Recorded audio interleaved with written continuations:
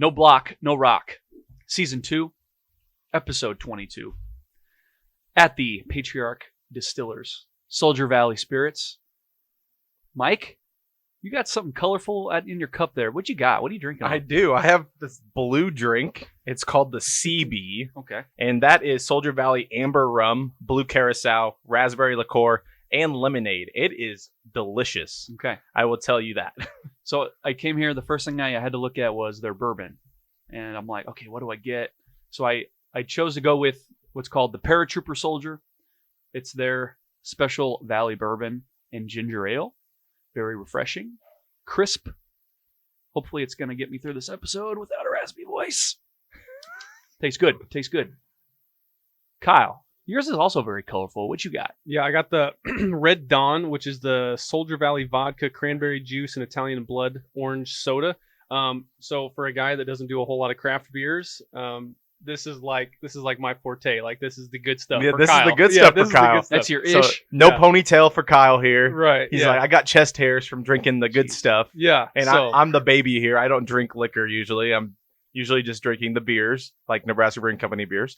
And so it's nice to see where Kyle this is my stands. comfort zone. Yes, he is comfortable at Soldier Valley. Yeah. Hey, you look settled in. You look ready to go. Yeah, I'm ready. So More guys, than usual. we have a special guest. We do. And before we ask him what he's drinking, because he's drinking a little something over there too. Brief introduction. He is an NFL vet. He is a former black shirt, former defensive back, played for the Bill Callahan era. Mike, you're holding up your finger. What's up? Because we have to add one more thing to his rep sheet. Okay. As of today, he is now a member of the Junior College Football Hall of Fame. Right on. So I Okay. just wanted to add to the tally Okay. and the accolades for our guest. So Jared, you want to spit it out? So Who is it? we've been building them up. Zack Bowman, thank you so much for joining the No Block, No Rock podcast. How you guys doing? No, definitely appreciate being here, guys. I really appreciate it. We appreciate you being here. We were going to ask you what you're drinking on. What's it called? So I'm drinking the Marauder, which is Soldier Valley vodka, orange pineapple juice, and raspberry liqueur. Okay. All right. So now, what's the backstory? Why did you choose the Marauder? Oh, yes. So I went to junior college at New Mexico Military Institute, and I was in Mike Troop, and our troop name was Mike Marauders, and we were the worst troop of all the troops at New Mexico Military Institute. We never won anything, so when I saw it brought back memories. So I had to get it. Okay. Well, let me just start off because we're talking about memories a little bit. Just kind of running through your resume. You went to high school in Anchorage, Alaska. Mm-hmm. Then you go to the New Mexico Military Institute in Roswell, New Mexico. And then you go to Nebraska. I mean, 3 places that, like, I don't even know. That there isn't a population. So just, I don't know, why the Military Institute in Roswell? What was it about it that, like, did you, like, have to go there? Like, what was your reasoning behind going there? So my dad was in the military, so I had no choice but to move unless I wanted to live by myself. Okay. And then so we were in South Carolina. That's where I was born and raised, and we lived in Virginia, North Carolina, and then moved back to South Carolina. And then I was a freshman. My first semester, my dad came back from deployment, came back from Korea, and said that we were moving to Alaska. And I was like, Okay. Barren wasteland. well, at first I was like, where is that? Right? Can you point it on a map, please? And so we ended up doing a family road trip, believe it or not. We drove there. It took us 15 days. What? Yes. It took us 15 days. My dad wanted the experience, so... Took the scenic route. Yeah. Well, very he got scenic, Very Yeah. scenic. He drove through Canada and... Wow. Okay. But when I was in high school, I had all the accolades there. You know, Alaska Player of the Year, Gatorade Player of the Year. But I didn't. I mean, I had a lot of D1 offers, but I didn't have a high enough ACT or SAT score. Okay. And my coach really didn't do much. And so a family friend of ours, I was at the gym shooting basketball, and he came up to me and he said, "Hey, you know, where you going to school?" And I kind of looked at him like, I'm not. And he was like, bullshit. So he called his friend Anthony Redden and got on the phone call with him, and he said, Larry, if you put your name on him, I'll give him a 4 ride right now. And Larry put his name on me and gave me a 4 ride. Coach never seen my film. I went down there, started off as a safety. We had a corner get hurt, and Coach asked, is there anybody out here that can play corner? And I raised my hand, and he overlooked me. And he goes, again, is there anybody out here that can play corner? And I was like, I played in high school. And he was like, fine. So he puts me in the game, and I'm guarding the number 1 receiver. And he had 0 catches. And so then after the game, he just left me there and said, nope, that's your spot. And Yeah. that's where everything started. Okay. Wow. But I will tell you this. I went from extreme cold to extreme heat. And we had black helmets and black uniforms. Bacon. So, yeah. So Baking. you went from Alaska to a desert, essentially. Basically. Like when I landed in Albuquerque, it was like 100-something degrees. And so we all piled in this little van and drove 3 hours south. And I was like, you got to be kidding me. And then I was like, well, what's the next closest city? And they was like, Las Cruces. That's another 3 hours. And I was like, so we're literally stuck in the middle of nowhere. It was like, yeah, we are. So Right. Mm-hmm. Okay.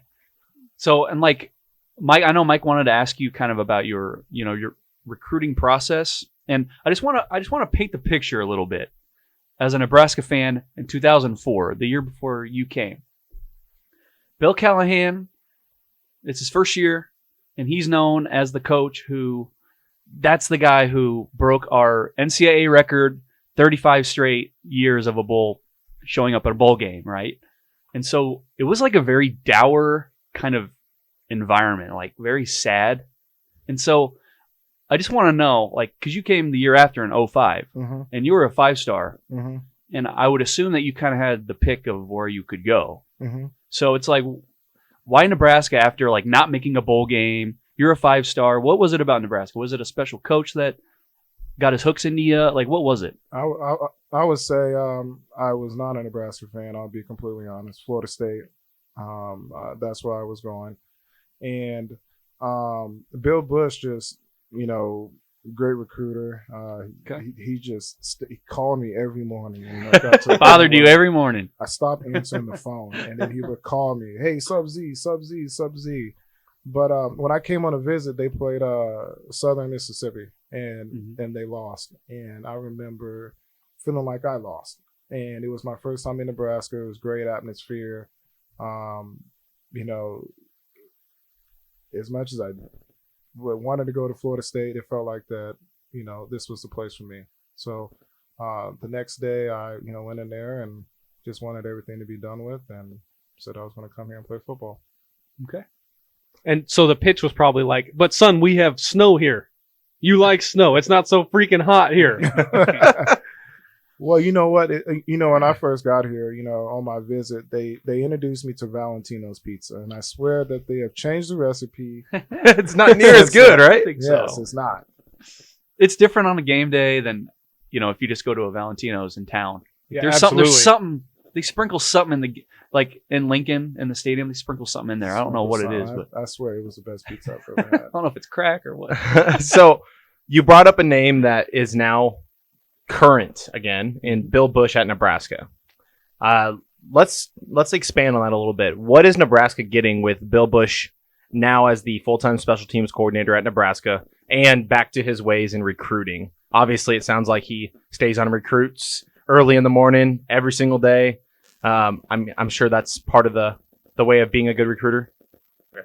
I would say, Bill Bush is a savage, man. I mean, he's an excellent recruiter. I mean, he helped bring in a whole bunch of guys when I was playing at Nebraska, and he was also our special teams coordinator when I was there too. And just his mindset and the way that he approached the game. I mean, we were good on special teams. I remember, Brandon Rigoni, we had a block field goal against Oklahoma. Our return game was good. Courtney and Terrence, and he brings a lot to the table. And I was wondering, when they brought him back, having him as an analyst. You're just kind of wasting him, put him in as a coordinator because, that's where you struggle at the most. And it was pretty obvious that they struggled in the special teams game. So I'm glad that, that he got the nod to be the special teams coordinator as well as back in the recruiting game because, he's a very valuable coach.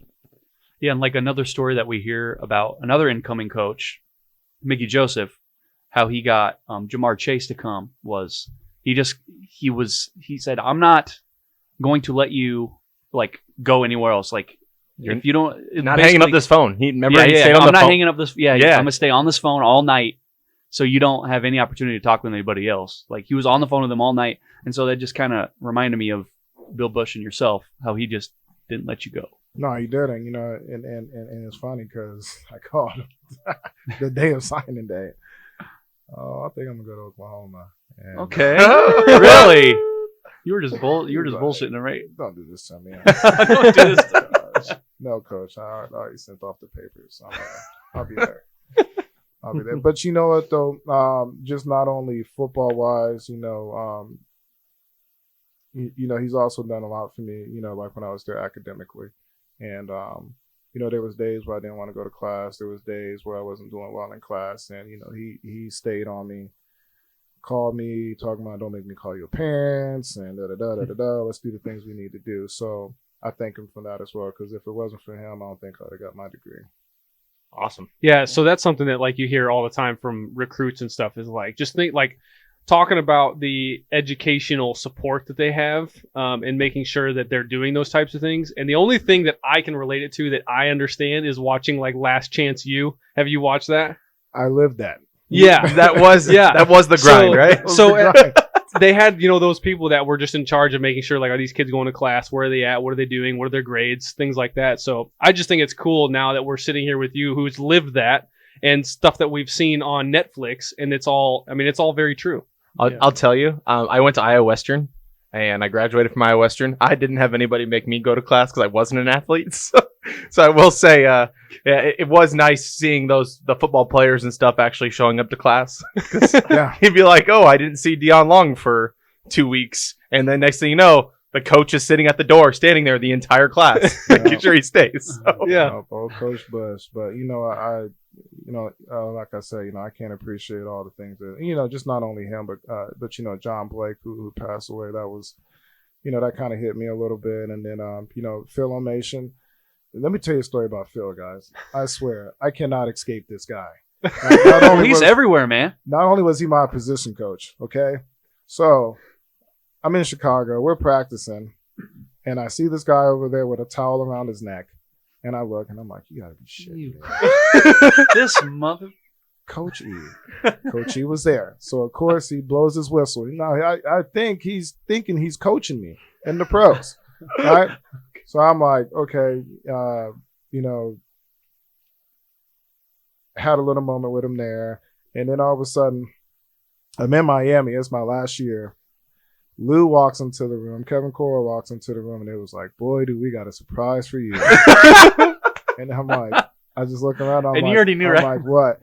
And sure enough, guys, we got a guest coach here. He's going to spend 2 weeks with us. And he comes walking in. Hey, I'm like, shit. I cannot dodge Coach E, man. And once again, he has a towel around his neck, has a whistle out there, pulling me aside after practice, like, hey, you need to do this. You need to do that. I'm like, Coach, like, I'm in my 8th year. Get the fuck away from me. I think I got this by now. But big kudos to him as well as far as my help. And also, Coach Jordan, Randy Jordan, he was big at Nebraska for me, and being able to play against him as a player because he was in Washington for quite some time. So I had an opportunity to play against him or play against his team. So yeah, okay. And you were drafted by the Bears 5th round, and you played for them. Obviously, you had a stint with the Giants as well as the Dolphins for a little bit. I just want to personally ask you, like, who was the most intimidating wide receiver that you faced? I mean, it could be college or NFL, but who was a guy that you were just like, God, seriously? It's a no-brainer. Like, Calvin Johnson. Megatron. I was gonna say that. That's like I saw a couple pictures and I'm like, okay, he's going up against Megatron. Yeah. That's got to be his answer. You know what? My second year, we were going back and forth. I think I held him to 6 catches for 88 yards. Okay. Which wasn't bad. I had an interception on him. I think he had a touchdown. I mean, it's Calvin. Yeah. What are you gonna do? I mean, But I had him 1-on-1. yeah, I had him 1-on-1. it's a big then test. the third year is when they came up with the no catch rule. Yeah, that was me. Oh, that was. Oh, That was me in the no catch rule. was it a catch? Look. When he caught the ball, I turned. He had probably about 4 feet down. It was tap, tap, tap, tap, tap. Set the tap. ball down. Then he set the ball down, and I was like, that is game. And it was like, incomplete catch. And I was like, wow, Damn right. this game Oh, has really changed. And you were like, no. No, so let me tell you my You know how first game. DBs are, though. Oh, yeah, of course. That's incomplete. Touchdown all the way. So my first game, in Chicago, we're playing Minnesota Vikings. It's like, I think it's like week 7. And Peanut goes down, Nate goes down, and they look at me and they're like, hey, you're going to get the nod. And I'm like, oh, shit. And so Corey Graham was starting, True was starting, and Corey got a concussion. And I remember sitting on the bench and looking at Corey, and Corey looked at me, and I looked at Corey, and he looked at me, and he goes, I am Batman. And I was like, What? and so Coach looks at me, and they're like looking down the line like, do we have to put this rookie in? Zack, get in the game. So I go running out there. I'm like, oh, shit, I'm playing. All right? oh, it's real now. Yeah. This counts. This isn't preseason. So I'm out there, and Lance Briggs is out there, Brian Urach is out there, and they're yelling at me, oh, we got a rookie in the game, oh shit, this and that, and the third. And so I hear this little squeaky voice in the background. He said, hey. I look back and I said, damn. He goes, hey, I need you, black shirt. I need you. And it was Mike Brown. Oh. And I told myself, There I you can go. let down everybody else out here, but I can't let down Mike Brown. Mm-hmm. So my first game, I had a muff punt in the end zone for a touchdown. So Yeah. had a touchdown. And then I tore my bicep tackling Adrian Peterson. Oh. Yep. Worth Sure. it. I think I all would do- day was tough to tackle, huh? Yeah. All day. He ran all through my arm. Yeah. Your arm, Yeah. you went through it. He went through it. My arm, like, when I looked at my bicep, I was like, oh, I got a little frog. And nope, it was not a frog. I ran to the sideline. It was like, what's wrong? I was like, hey, I'm just waiting for my arm to settle down. It was like, no, you tore your bicep. So, of course, I go sit back on the sideline. So guess who I'm sitting beside on the bench? Batman. Yeah. Batman. Sitting Batman. beside Batman. So then another corner goes in. He fucks up. And I mean, sorry for the language. He messes No, up. yeah, He fucked up. Yeah, he fucked up. Yeah. We curse on this podcast. Don't worry about it at all. So he messed up, and then they looked at me and they go, hey, you think you can go back in the game? And I was like, well, can I tear my arm anymore? And he was like, nope, you're having surgery tomorrow anyway, so you're fine. So they take me up, literally. I go running back into the game. My arm is dangling, and they're like, just get him down. We don't care what you have to do. I ended up having a game-winning interception. What? Had a game-winning interception. With a frog in your arm. With a frog in the game. Okay, so yeah, hearing about that Adrian Peterson story, like, did the pain? Was there even any pain, or was it just like, huh? Okay, that's there. Okay. Adrenaline, right? Adrenaline. Yeah, I mean, No, it was pain. It was bad. It was pain. This is like when he was like running and he had smoke coming out of his nose, and yeah. Right. I was like, my goodness. And I was like, now, like, I played him in college, and I swear I went to tackle him, and I threw my whole body into him, and I hit him, and he just took 2 steps back and kept running forward. And I was like, he is not man. He is Like not you were man. like You're you were a a mosquito monster. or something. Like, Yeah. So, but it would be Calvin Johnson. I would say Calvin Johnson was probably the hardest receiver. Larry Fitzgerald was pretty good. He wasn't as fast. He was just very savvy. yeah. Deshaun Jackson had Meals on Wheels, so he could definitely fly. Jordy Nelson was pretty good. Yeah. Like he just kind of had very deceptive speed, ran really good routes. So the Cooper the Cooper Cup. Yeah, Of Cooper that Cup time. of our generation. Yeah. yeah. No, I mean, by far, Jordy never got the credit that I think that he deserved, and he was, because that was like a big rivalry for us, Green Bay, and they had Donald Driver, and and James Jones and who else there? Greg Jennings and Jordy Nelson. I mean, that was a solid receiving core. Right. So you played against? Did you play against Brett and Aaron then, or just Aaron? I played against Brett when he was in Minnesota. Okay. Right. Yep. How was playing against? Surely you got an interception off Brett Favre, right? Right? Yeah. I mean, he gave him out like candy. Here you go, Zach. So we're playing, I think it's Sunday night, Monday night game in Chicago, and it's towards the end of the season. And I had at the time 5 interceptions, and I needed 7 to hit my bonus. Right? Oh. So we get into the game, they throw it, I overlap, drop it. Oh no! Drop the pick. That's why he doesn't play receiver, right? So I'm like, Yeah, man, that's- I'm like, man, like You saw the anyway, dollar Just- signs float away. just flying away from me. I'm trying to reach out and get it. Come back. But you can't catch it. Come back. So then towards the end of the game, he drops back again. He throws it, and I'm like, I got this one. Your eyes got. The receiver like barely tipped the ball, and I drop it. So there's your bonus that literally just slapped you in the face and walked away. So then the next week we played the Lions. Dante Culpepper's the quarterback, Oh, Wow. easy money, right? Okay. and like the third play of the game, I did a press bell technique. Calvin, but he's supposed to run a fade, but ran a hitch, and Dante still threw the ball. I caught it. I was like, yes, 6. Minnesota, huh? Dropped 2 that game. There goes my 7. Yep. So, yep, no, I lost out on that bonus. Yeah. Oh, that's too bad. Hey, but like, I don't know. I was looking at your stats, and that year that you got 6 interceptions, you were tied with Darrelle Revis for second most in the league that year. So anytime you can be in the same conversation as Darrelle Revis, it's Hey. pretty good. Bowman Island, right? No, Well, nope. Nope. No. So one thing I've always been curious about, and we're going back to Nebraska, okay? This is the year that you had missed because you tore your ACL in Uh-huh. 06. You guys go to USC, lose 28-10. So like a big narrative that comes out of that game is Nebraska went to the Coliseum and played not to lose. Bill Callahan just didn't want to be embarrassed. Like, was that?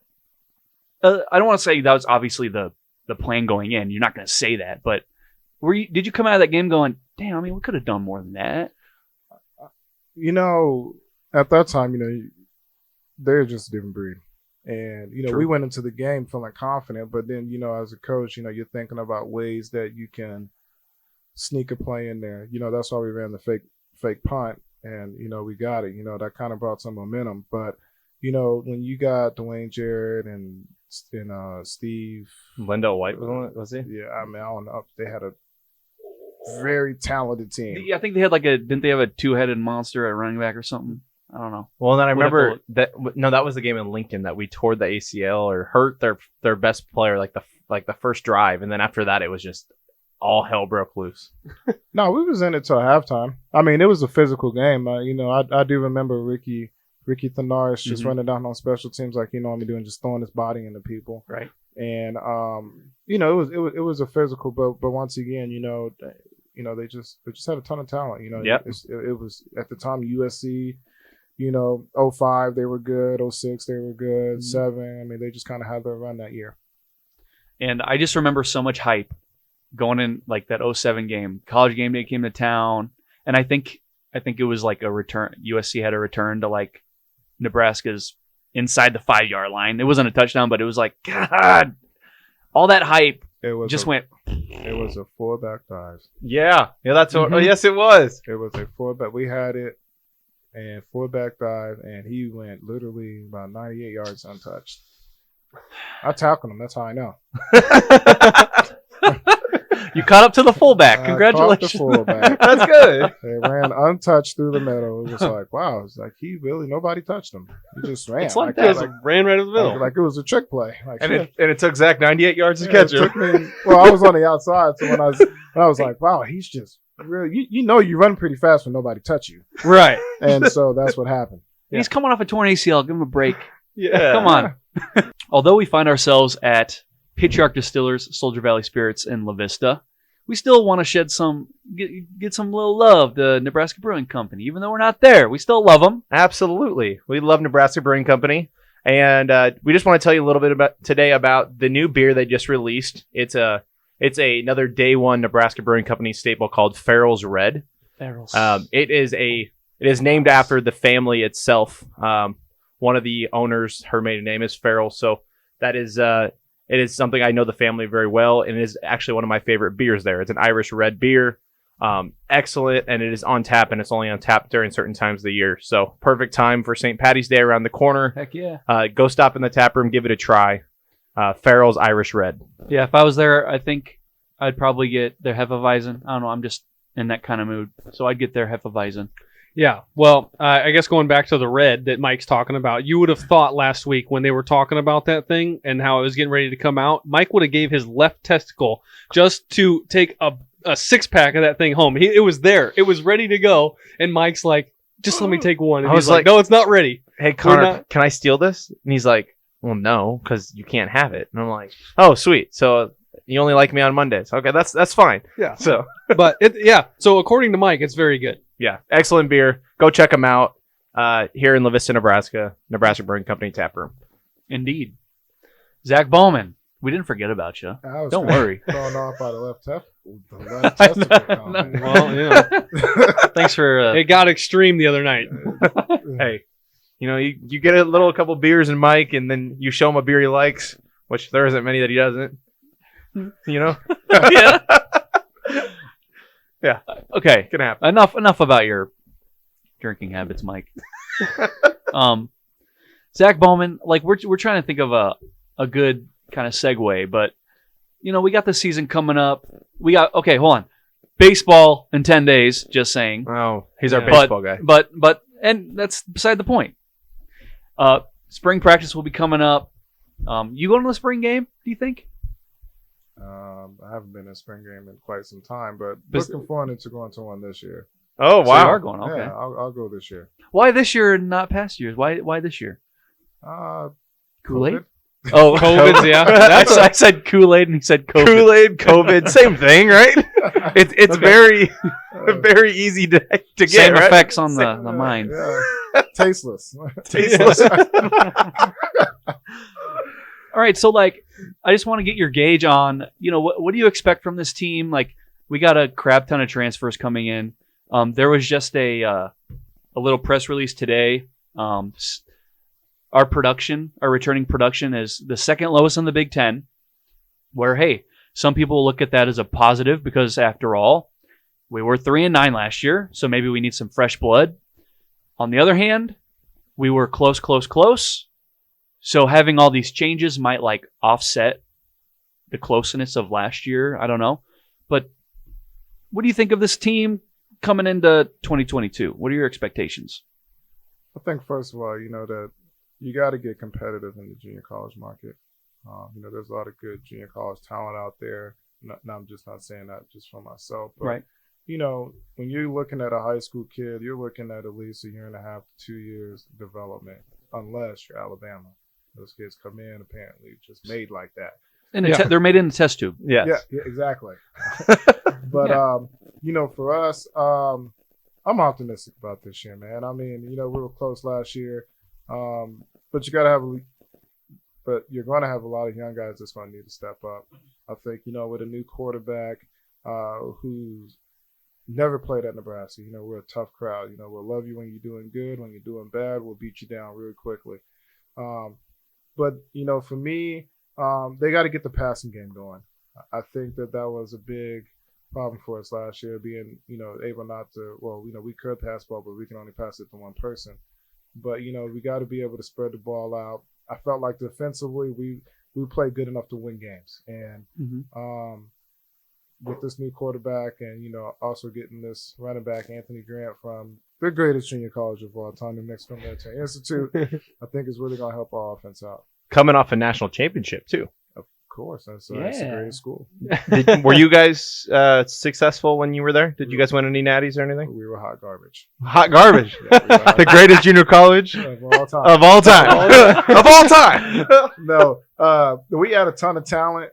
We ran the option, which we had more turnovers than points. Okay. But we had a ton of talent, and but we just can never, put it together. We did it. My first year there, we did beat the number 1 team in the country. They didn't believe it, so we had to send our film to the committee so they could watch again to see that we actually beat the number 1 team in the country.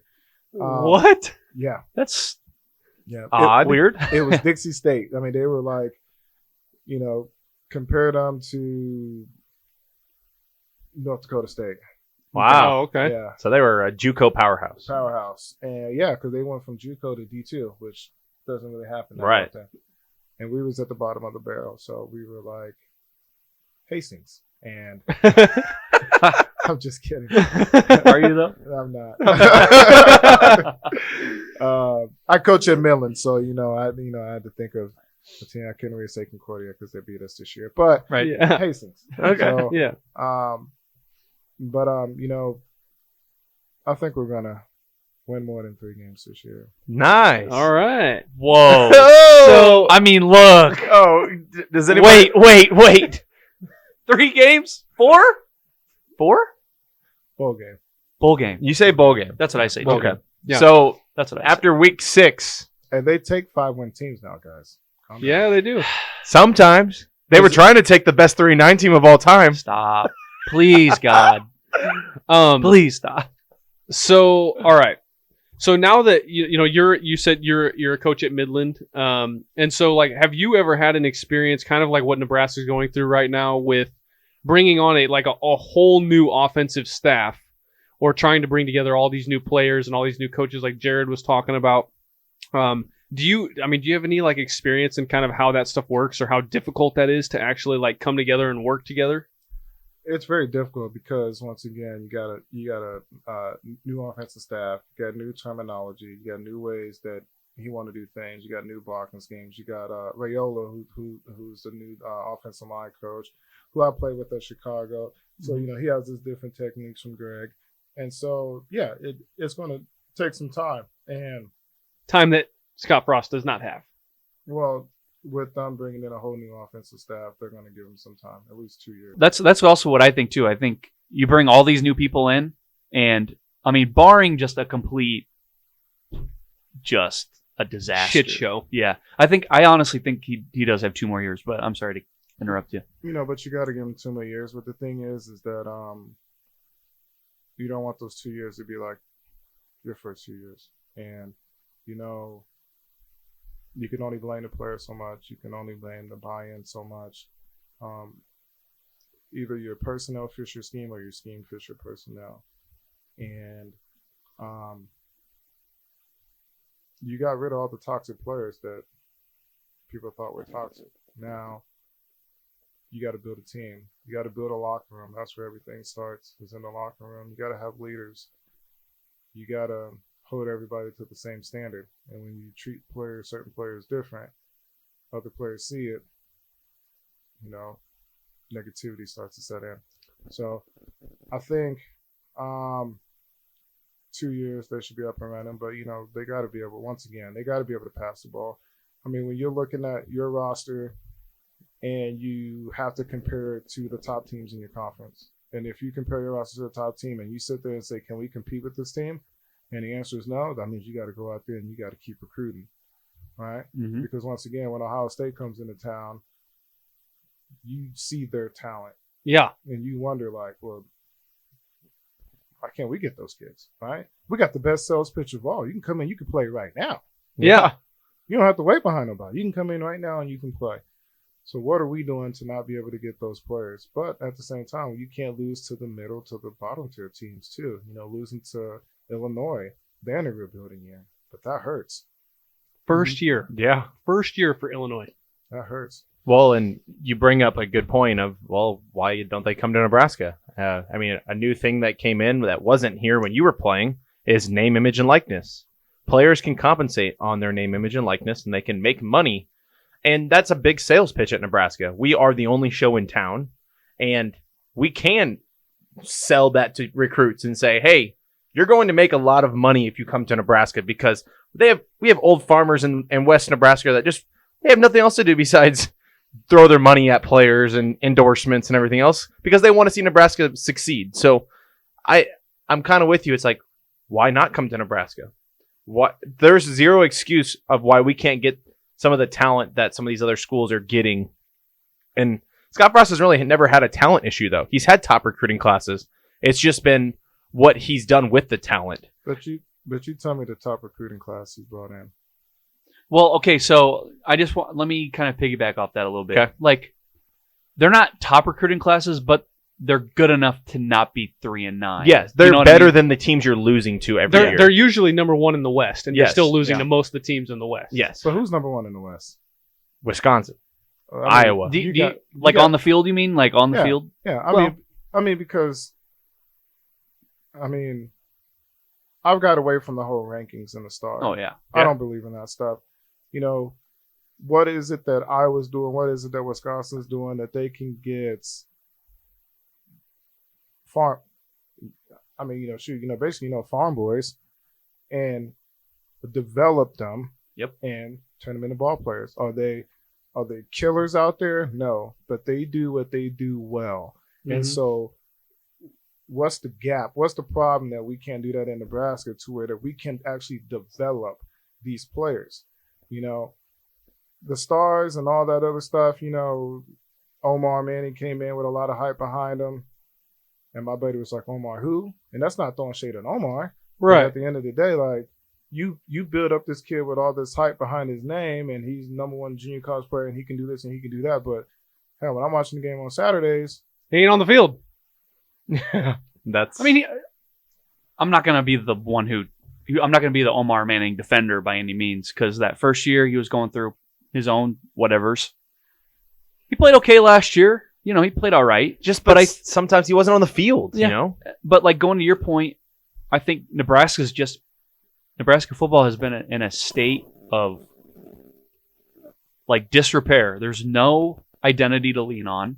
Wisconsin has their identity. They're the Barry Alvarez, old school Nebraska, whatever. Iowa is the disciplined, boring, but hey, we're going to win between 7 and 10 games every year. Like, we know what we are. We don't care what you think of us. Whereas Nebraska's like, we're this year, and this year we're going to be this. And we're gonna try out 5 different running backs and see what sticks on the wall. Like, it's just been a mishmash of so much different things. And that's the craziest part about like Wisconsin. Even after coaching changes, head coaches leave, head coaches come in. Guess what?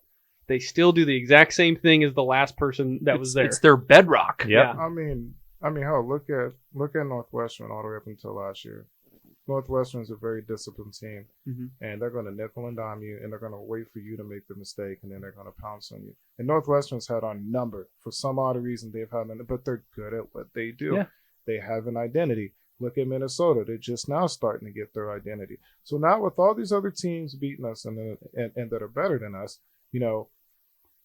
where does that put us? And so, 1, development. 2, evaluations. Like, are you evaluating the practice film? Like, I'm sorry, but when you look at Alabama, and I hate to compare Alabama, but their practices are very, very, very competitive. And those starters know that if they're not playing up to par, they're benched. And that's where you have to get in the recruiting game. That's what Nebraska used to be like in the 90s, right? Yeah. Mhm. They knew behind them they got a blue chip All-American, right? So, of course, practices was very, very competitive. And that's how you win games. And so that's what you have to do in the recruiting department is bring guys in that's going to put some heat on some of these guys. And once again, it's evaluations. If one guy's playing better than you, then, hey, step your game up. At the end of the day, it's a business. It's not let's make you feel good. Right. And number 2, I feel like that's, you got to take a page out of Coach Osborne's book. Back when he was coaching recruiting, I hear all the war stories from all the former players, right? And they wasn't all good boys. But at the same time, Not at all. they respected Coach Osborne. Coach Osborne is still a mentor to those guys, right? Yeah. And that's what you have to do. You know what? You may have to take a chance or 2 on this kid and that kid and this kid, but it's up to you as a coach to mentor him, to guide him, to help him. Because at the end of the day, he can help you win games. Mhm. Yeah. Yeah, and that is a Scott Frost Mo Washington relationship. That is in a nutshell. That is exactly what you're talking about. Yeah. That relationship. He knew that he had problems, or I guess issues off the field. He knew that maybe his behavior isn't that great, but he's still out on the field. He's still making sure that he's got that second chance, third chance. Yeah. And then he Fourth ran out of chance. chances. And then he ran out of chances. It Yeah. was just something that's too high to look over. Yeah. Well. Yeah, but at the same time, you have to be careful because that fourth and fifth chance, other players see it. Yep. And Yeah. then they start talking, and when the other players start chirping, now you got cancers creeping in because they're like, well, you just letting him get away with anything. And Yep. so so that's the part I mean, like, you can only give them so many chances. But at the same time, you got to hold them to the standard. And if you come in here and say, hey, this is our standard, and this is how we're going to play, this is how we're going to act, Yeah. then you got to be like that across the board for everybody. What Right. was the standard at Nebraska when you played there? Pound a rock. I'm just kidding. Remember when they put that thing underneath the stands? Remember that? We had it in the meeting room. We had Yeah. a big old rock, and he's Let's like, go. rock by and pound it. I'm like, why am I going to punch a rock? Like, I'm a DB. that doesn't make any sense. Pound a rock. Right? Listen, I wear my run the damn ball hat. I like it. All right. I'm sorry, Zach, but I love it. Our standard there was a little bit different because, Coach Callahan treated us like men. We wish that we would have had, a little bit of structure there. But, you got an NFL coach coming to a college team. You feel like you got a young man, you're going to let them be a young man. But, we did need some structure while we was there. Was we constantly getting in trouble? No. But practice habits, classroom habits, weight room habits, they wasn't there. You can't depend on other people to do your job. And, when you look at the top tier teams, because at the end of the day, that's what college football is all about, right? Looking at the top tier. I mean, even if you look at the top 15 teams, right? Because the top 15 teams can easily be the top 5 teams. Right. Easily. So what are some of these teams doing that maybe you can steal a page from? And is it perfect? No, but see in the offseason if it works for your program. Yeah, we kind of heard that with Mike Riley when he came. It was kind of loose and like, I mean, what do you expect a 18-year-old kid to do? Would you kind of just, welcome to Nebraska and Right. welcome to college and like, yeah, you're away from your family and it was You're just a like superstar very, now. Yeah, Like, it was very loose and like, Mike was too loose. And, yeah, no discipline, like lack of discipline or whatever. I mean, in a nutshell, this is somebody from one of the administrations in Nebraska told me it was the prisoners running the prison. Mm-hmm. Yeah. And if guys wanted to practice, didn't want to practice, they didn't practice. And so that's problem in itself. When guys didn't want to lift, they don't have to lift. When you're not squatting, when you're not doing none of the hand cleans or anything like that, I mean, it's like you're going to be in trouble. And it paid because, let me say this. When Frank Solich got fired, I felt, and this is just my opinion, when Frank Solich got fired, he left Callahan with some talent, right? Mm-hmm. Callahan didn't quite know how to use Frank Solich's talent, right? And then it took that 2005 class to come in. He brought some talent in, and things were starting to get rolling. Went 8-5. Then 2006, we were 9-2 at one point, Mm-hmm. right? Made it to the Cotton Bowl. We made it to the Big 12 championship. Made it to the Cotton Bowl, right? Things are looking on the up and up. Just look at the top players he brought in. And when I tell people like Callahan wasn't a bad coach, they're like, well, I'm like, but look at everybody that you still cheer for and remember where Callahan recruits. Yep. Right. 100%. And so when Callahan got fired, it wasn't like he left Bo Pelini with a shitty ass recruiting class. Right. He left Bo with a talented squad. He walked into a great situation. He's like, okay, Sue, let me work with him. Yeah. Let me get him better. Let me rebuild his confidence. And look what happened. Then you got Eric Hadd. You got Roy Halu. You got Prince. You got Joe Gans. You got, hell, even Zach Lee came in and did a decent job. Mm-hmm. You had Nate Swift, Todd Peterson. The list goes on and on about, Zach Potter, Jared Crick. It wasn't like Philip Dillard, Cody Glenn. Larry Asante. So it wasn't like that you was left with A pile of doo-doo. exactly, right? Right. So now all of a sudden, Bo gets fired, Mike Riley comes in, Look what happens, right? Yeah. Mike Riley gets fired. Scott comes in. Now Scott's like, this is what I have to work with. Yeah, damn, I know he did not, and that has been my biggest defense for Scott Frost is just that he walked into not good situation. Like he did not walk into what Bo Pelini walked into, like you mentioned. It was not a good spot to be. Mm-mm. And so like, not ideal. no. But after this much time, you have to see something. Well, And we can keep going on and on about Well, offensively, I mean, he had who did he have? DeMornay. He had Stanley Morgan. I mean, he could do some stuff offensively. Defense is it's tough when you're giving up 40 points in the Sun Belt, and then all of a sudden, or the American Conference, and now you're in the Big 12, and teams can still put up 40 points on you, but they can also play a little bit of defense. Well, and the thing is the defense is the side of the ball has been getting better and better. Getting better and better. And it's makes you think, Top 30 defense. what's going on that defensive side that's just not clicking on the offensive side? And Well, the defense played together. That's the difference. Is like the defense, they played for each other, and the offense you don't see that on the offensive side of the ball. It's weird. A guy that hasn't played in 3 games is now in the fourth quarter. He hasn't seen the field all year, but now he's in the fourth quarter. It's just like stuff like that where it's like, well, okay, And all right, sure, Well, yeah. it's I don't know, but Well, it's sometimes tough, because they're, once again, I'm not the offense coordinator. I'm a fan now watching the game. But, there was times where I wondered, like, you're coming out in a 3 tight end set. Listen, me as a cornerback, I would love to guard a tight end. I'm a 6-foot corner. You can put me up against a tight end all day. I'm licking my chops, right? Okay. We saw what happened when we played Ohio State, and those corners was like, oh, you can put fashion in them. I'm gonna get around them. It's different when you got a Gronkowski out there. Then, Right. Okay. But we don't have a Gronkowski out there, right? there's not too many Gronks out there. No. No. But, it just kind of bothered me a little. But once again, I'm not there, but it just kind of bothered me. Like when it's 3rd and 8, you look out there and it's like, yeah, 3 tight ends out there. Okay. Against Ohio State. Okay. Okay. And then when they get into a 3rd and 14, they got 5 receivers out there. out there. And that were all 5-star, 5-star, 5-star, Catch a 4. 3-yard slant for A 30 long yards. ways. So All that's what bothered me a little bit. But you know what? I'm optimistic about this year, man. Listen, I got all the faith in the world in Scott and those guys and turning the program around. And, they just got to, take some time and, they'll get it right. So a former teammate of yours, Zack Taylor, obviously coaching the Cincinnati Bengals in the Super Bowl. Nobody expected them to be there. Not at all. And they make this great run in the playoffs.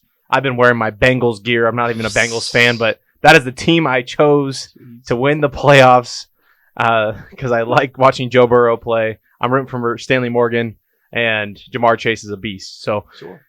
Zach, do you have any Zack Taylor stories for us? He was a teammate of yours. Yeah, 2 years. Yeah. What kind of Zack Taylor stories do you have from your time with him at Nebraska or even Miami? Zack had a hard time throwing the ball my way. He told me in practice, I just want to let you know this right now, I'm not throwing the ball your way. Because one practice I had like 4 interceptions on him in practice. oh hell no. And so he was like, I think I'm not going to go that way anymore. But I'm extremely happy for Zack. It's well deserved.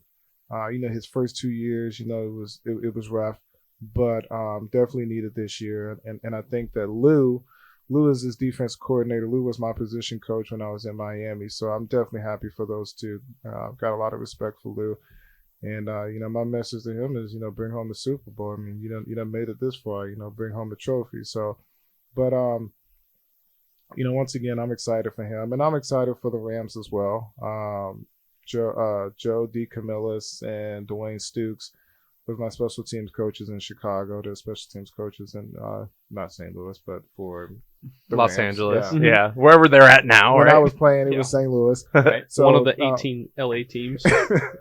So I'm definitely excited for those guys as well, to be able to make it on that stage. And so, but definitely going for the Bengals. Yeah, And one guy that you forgot, What did Troy effing Walters, man. Yeah, hey, good for Troy. You know, it's good for him. Troy. Good for him.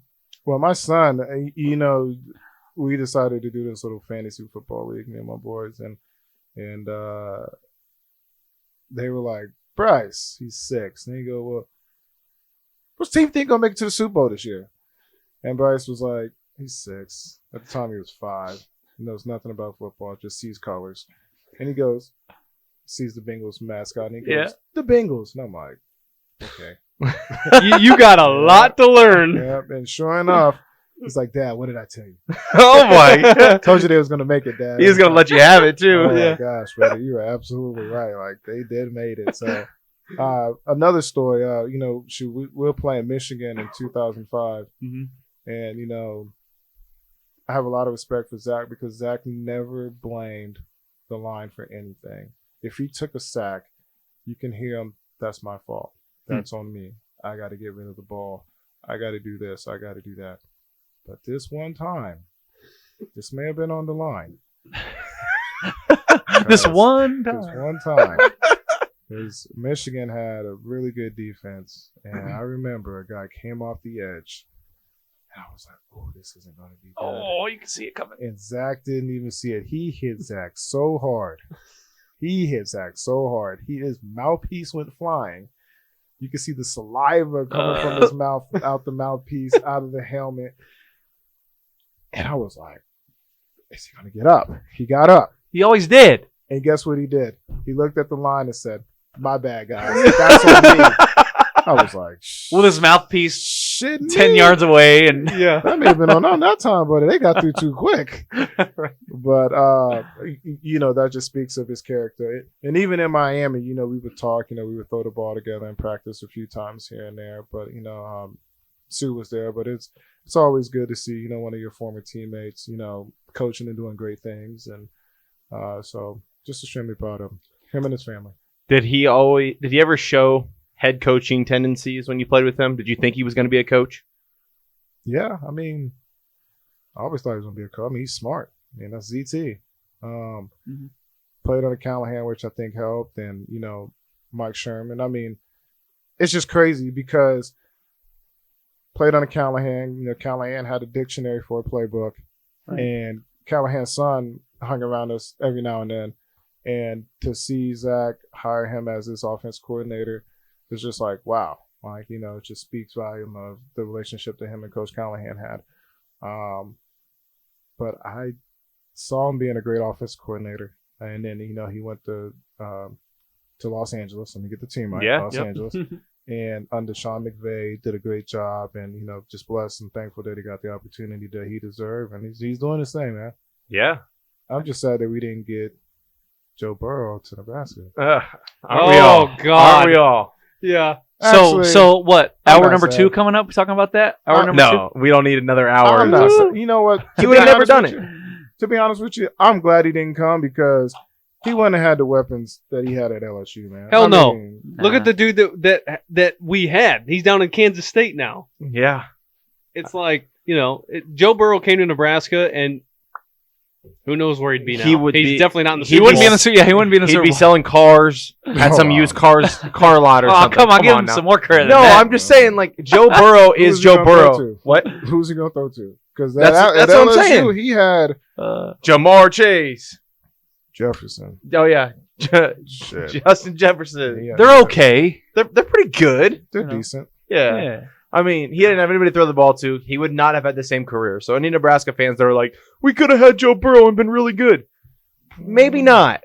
I mean, like, you got to remember, Scott Frost was his head coach. I'm just saying, like, Omar Manning would have played, damn it, if Joe would have came. dude, Omar Manning would have wasn't even figured it here out, yet. and he would have played. He wasn't even here yet. Yeah, whatever. Even when you get a talent like Omar Manning, and you got to figure it out for him. Mhm. Yeah. That's just true. Right? I played in it. I mean, some of the teams I played, we had some good receivers. I'm not going to say any names, but we had some receivers that couldn't figure it out. Just won't get right. I'm looking over the Chicago Bears roster No. from 2000, But 2008-9. Coach figured it out for him. He said, listen, you may not can't figure out this playbook, but I'm going to get 10 plays. I'm going to have 10 Yeah. plays for you. Then those 10 plays, You better know this. That was his homework assignment, 10 Mhm. plays, right? So, sometimes when a guy can't figure it out, you got to figure it out for him. Just run straight. Go. And jump up and get the ball. All right, cool. Get the ball. It's that easy, guys. You heard it here Yeah. on No Block, No Rock. Yeah, it's that easy. Yeah. Okay, Zach. So tell us a little bit about yourself now. What do you do? What are you working on? Plug anything that you want plugged here on the podcast. Tell the listeners what Zack Bowman is up to now in 2022. Oh, wow. Coaching at Midland. This will be my 4th year. I'm there with Jeff Jamrog. Coaching on the defensive side. Coach Honnold's our defensive coordinator. Denny Honnold. He's our DC. Ross Cesarius coaches D-line for us as well. Nice. Yeah. Wow. Yeah. Mr. Mustache. Yeah, Mr. Yeah. Mustache. Does he still have a mustache? He still has a mustache. Okay, you It's need to get more of Mr. a- Mustache on our podcast. It's more of a Yeah. point stash, but it's a mustache. No. The real question is Phil Almation on the staff? Oh, I wouldn't be surprised if he walked through that door With the towel around his neck and a Towel whistle. around his neck and a whistle. Here's what you need to do to coach better. Yeah, this is what you got to do. You got to Zach, do come this here. better. So doing that, I work for the Urban League of Nebraska, which is a nonprofit organization. I'm the director of the Youth Attendance Navigator program. Have a great staff. We're in 8 schools. Mhm. I think 8 schools. All OPS schools: Bryan, North, Northwest, Benson, Monroe, Nathan Hale, King Science, and McMillan. Nah, okay. Got them all. So got them all. So enjoy what I do, man. Working with kids, working with families, trying to show them the better side of things, and just trying to meet them where they're at and help them be successful. Success looks different for everybody. So enjoy doing that. I do some things with One Academy with Steve and Tony. We do 707. So we do that, and then I do some football training here on the side, and that's what I was doing before I came here. I trained 2 kids. One of them goes to Gretna. He's going to be a really good player, young kid, and then another one goes to Iowa Western. Plays linebacker, moves very well, has good feet, All right. There Who you are go. you talking to right now? can catch the ball. Who you want that message to go out to? Yeah. But he What's his at on Twitter? he wants to go to came from a small town up north, played 8-man football. His name's Joe, and talented kid, smart. Told me, I asked him, I said, are you struggling? It was a dumb question on my part, because it didn't look like he was struggling. Looked pretty intelligent. So yeah, I got 4.0. Okay, yeah, he's struggling just a little bit. But he wants to go to K-State, but really he wants to go to any school. So I'm just there to help him out and help guide him and help him in whichever way I can. So Have that's you about it. have you crossed paths with any of our former guests, like Abdul Muhammad or Courtney Grixby? I know they do some local stuff around the community, and I see Courtney when we do our Warren Academy stuff. Yeah. I see Abdul here and there. Just in North Omaha, we kind of work with the same kids. All respect for everybody that we come in past with. There's no beef there. I see Danny Woodhead on Saturdays. Nice. Oh, okay. Yeah, another should have been Nebraska player. Yeah. No shit. Anyway. That one. we coach upward basketball on Saturdays. His kids play, my kids play. I help coach my kindergarten, first grade team. Big shout out to Luke and big shout out to Coach Jeremy. It's fun coaching kindergarten, first grade. Sure, sure it is. It's like herding cats. Yeah, they just all just run to the ball. It's herding cats. No, you're on offense. No, you're going that way. I'm open. Everybody's No, you're open. not. I'm open. Pass me the ball. And they're just standing there. Yeah. And then I coach my oldest son. He does 4th and 5th grade basketball there. So Wow. we're undefeated so far. So let me knock on wood. Okay. But my son, he does well. I call him Big Country. Yeah. He does what I ask him to do. Better get rebounds, outlet, get rebounds, Beautiful. put the ball back up in the hoop. There you go. Have a role. Embrace your role. And he embraces it. I think he had like 16 points last week. Is he going to be a DB in the future? No. Nope. No. Not at all. We call him Big Country for a reason. Okay. Okay. Now Corey, my middle son, he is there. I haven't told him yet, but he played flag football, and everybody's like, You can see it. "Yeah, Okay. like, hey, is that your dad over there? The only black person sitting down?" I mean, the odds are good.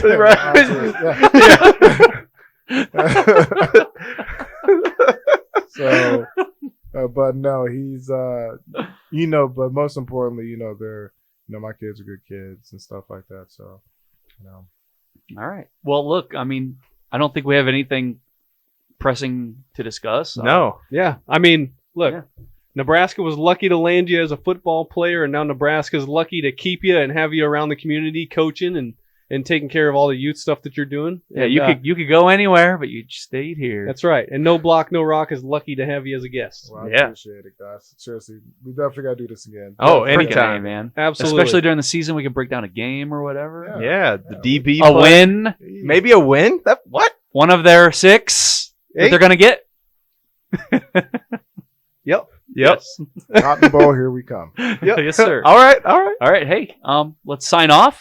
I'm one of your hosts, Jared Hall. Kyle Byers. Mike Delaware. Zack Bowman. Indeed. And as always, GBR.